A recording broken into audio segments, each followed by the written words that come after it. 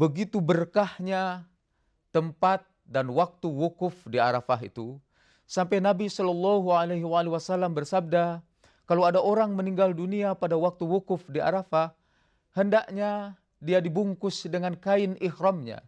Tidak perlu kain kafan membalut tubuhnya. Kuburkanlah dia dengan kain ihramnya. Nanti kata Rasulullah Shallallahu Alaihi Wasallam, pada hari kiamah ketika dia dibangkitkan di padang mahsyar,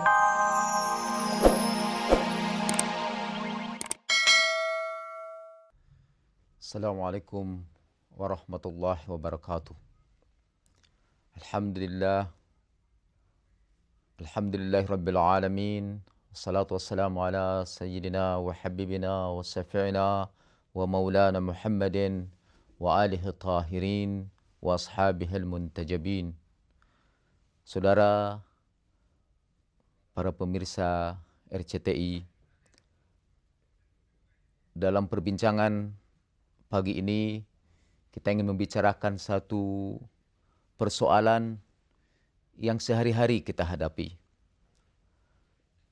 Persoalan yang bersangkutan dengan berkah dan laknat.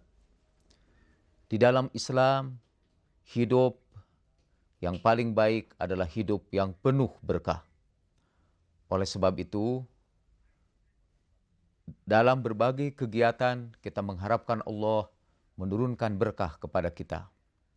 Ketika kita mau makan, kita berdoa, Allahumma barik lana fima razaqtana wa qina azabannar. Ya Allah, berkatilah apa yang telah Kau rizkikan kepada kami dan jauhkanlah kami dari siksa neraka. Ketika ada orang yang menikah di antara kita, kita juga dianjurkan untuk membaca doa, Barakallahu laka fi ahlika wa malik. Ya Allah, semoga Allah memberkati keluarga Anda dan harta Anda dan kehidupan kekeluargaan Anda. Begitu pula apabila orang mempunyai rumah yang baru, kita doakan semoga rumah yang baru itu mendatangkan berkah. Jadi berkah kita cari, berkah kita mohonkan kepada Allah untuk diturunkan kepada kita. Kita semua mencari kehidupan yang penuh berkah. Lalu sebetulnya apa yang disebut berkah itu? Kita mudah menerjemahkannya ke dalam bahasa lain. Misalnya orang menyebut berkah adalah blessing. Kita tidak punya kata khusus dalam bahasa Indonesia untuk berkah.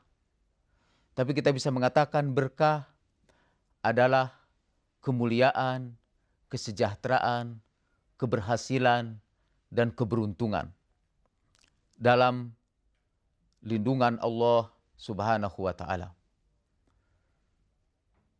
Di dalam Islam, kita mengetahui ada tempat-tempat yang penuh berkah. Kalau kita ingin memperoleh berkah, datangilah tempat-tempat seperti itu. Tempat yang pertama adalah tempat-tempat suci.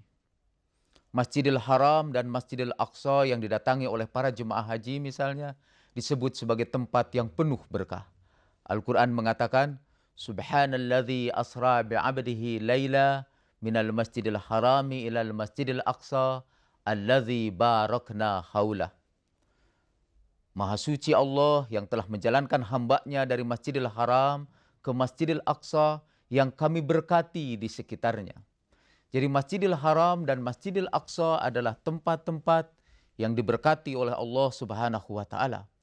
Karena itu ketika jemaah haji berkunjung ke Masjidil Haram, mereka bukan saja melakukan ibadah haji, mereka juga berharap memperoleh berkah di tempat yang penuh berkah itu. Selain Masjidil Haram dan Masjidil Aqsa, masjid-masjid di seluruh dunia yang di situ dikumandangkan zikir, tasbih, bacaan Al-Quran, dan saling mengingatkan manusia kepada kebaikan, tempat-tempat seperti itu juga adalah tempat yang penuh berkah. Oleh sebab itu kaum muslimin kalau ingin memperoleh berkah, dianjurkan untuk mendatangi masjid. Dalam hadis disebutkan, di antara orang yang dapat perlindungan pada hari kiamah nanti adalah seseorang yang hatinya selalu terpaut ke masjid. wa rajulun qalbuhu mu'allaqun bil masajid. Masjid adalah tempat yang penuh berkah. Dan di tempat itu, apabila kita melakukan satu pekerjaan, Tuhan memberikan kepada kita kemuliaan, keberhasilan, dan keberuntungan. Arafah, tempat para jemaah haji wukuf, adalah tempat yang penuh berkah juga. Pada waktu wukuf di Arafah, yang bergabung bukan saja keberkahan karena tempat, juga keberkahan karena waktu. Saat jemaah haji wukuf di Arafah adalah saat yang penuh berkah. Sehingga begitu besarnya berkah pada waktu wukuf, diriwayatkan dalam sebuah hadis qudsi, ketika jemaah haji berkumpul di Arafah, Allah Subhanahu wa taala memanggil para malaikatnya, kemudian Allah berkata, "Ibadi ja'uni sa'san wa ghabaron min kulli fajjin amik." Hamba-hambaku datang ke sini dengan rambut yang kusut masai dan penuh debu karena mengharapkan keridhaanku. Ishhadu ya malaikati, saksikan hei para malaikatku, anni qad ghafartu lahum, aku sudah ampuni dosa-dosa mereka. Kemudian Allah berkata kepada para malaikat, setelah itu Allah berkata kepada para jemaah haji, ya ibadi afidu anni maghfurun lakum. Hei hamba-hambaku, bubarlah kamu dari Arafah ini dengan ampunan Allah atas kamu. Begitu berkahnya tempat dan waktu wukuf di Arafah itu, sampai Nabi Shallallahu Alaihi Wasallam bersabda, kalau ada orang meninggal dunia pada waktu wukuf di Arafah, hendaknya dia dibungkus dengan kain ihramnya. Tidak perlu kain kafan membalut tubuhnya. Kuburkanlah dia dengan kain ihramnya. Nanti kata Rasulullah Shallallahu Alaihi Wasallam, pada hari kiamah, ketika dia dibangkitkan di padang mahsyar, orang yang meninggal pada waktu wukuf di Arafah itu akan bangkit masih dengan pakaian ihramnya. Dan begitu dia bangkit, dia berkata, labbaik Allahumma labbaik, la syarika laka labbaik. Seakan-akan dia masih berpikir bahwa dia masih berada di Arafah. Jadi ada tempat-tempat yang sangat diberkati. Tempat-tempat suci, masjid-masjid adalah tempat-tempat yang penuh berkah. Selain tempat, ada waktu yang penuh berkah.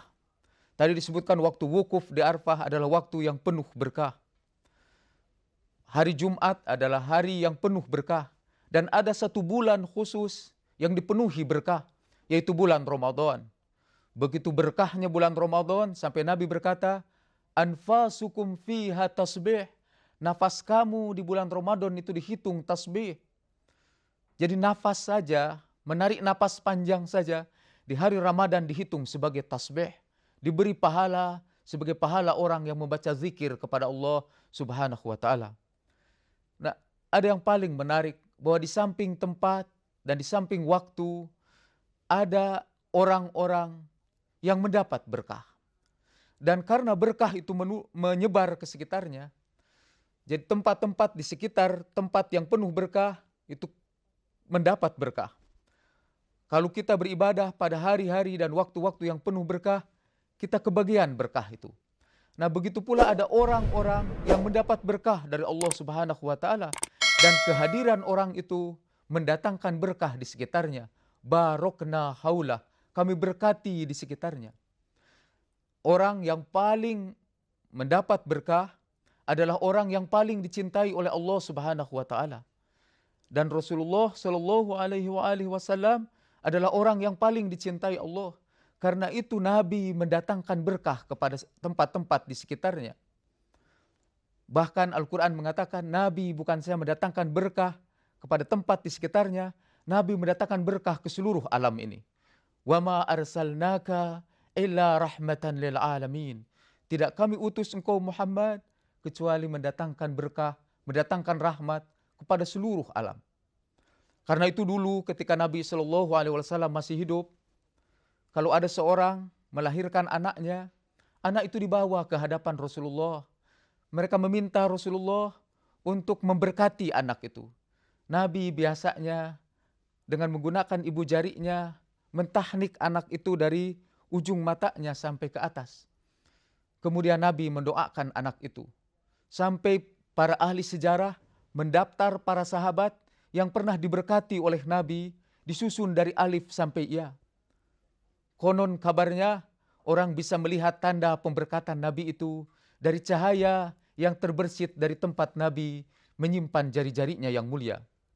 Dalam Sahih Bukhari dikatakan, kalau Nabi berwudu, para sahabat memperebutkan bekas air wudunya. Imam Syafi'i rahimahullah berpendapat, tidak sah berwudu dengan air bekas, air musta'mal, kecuali bekas air wudu Rasulullah Sallallahu Alaihi Wasallam. Para sahabat memperebutkan air wudunya sampai dalam Bukhari dikatakan, kadu yaktatilun fi fadli ma'i wudu'eh. Hampir-hampir para sahabat bertengkar, berkelahi memperebutkan air wudu Rasulullah. Kalau air wudu, mereka kehabisan air wudu Nabi, mereka gesekkan tangannya dengan tangan sahabat lain yang kecipratan air wudu Rasulullah. Nah, Nabi adalah orang yang mendatangkan berkah. Dan oleh sebab itu, orang berebutkan untuk mengambil berkah dari Rasulullah Sallallahu Alaihi Wasallam. Berkah, seperti saya katakan tadi, menyebar di tempat-tempat di sekitarnya. Kemudian ada satu peristiwa, Anas bin Malik, salah seorang sahabat Nabi, mengundang Rasulullah untuk datang ke rumah ibunya. Ibunya menyediakan makanan buat Rasulullah. Begitu Rasulullah datang ke rumah Anas bin Malik, Rasulullah minta ditunjukkan di mana tempat salat keluarga itu. Kemudian Rasulullah minta satu wadah air. Beliau masukkan tangannya yang mulia ke dalam wadah air itu. Kemudian beliau ciprati tempat-tempat di sekitar rumah itu, untuk memberkati rumah itu.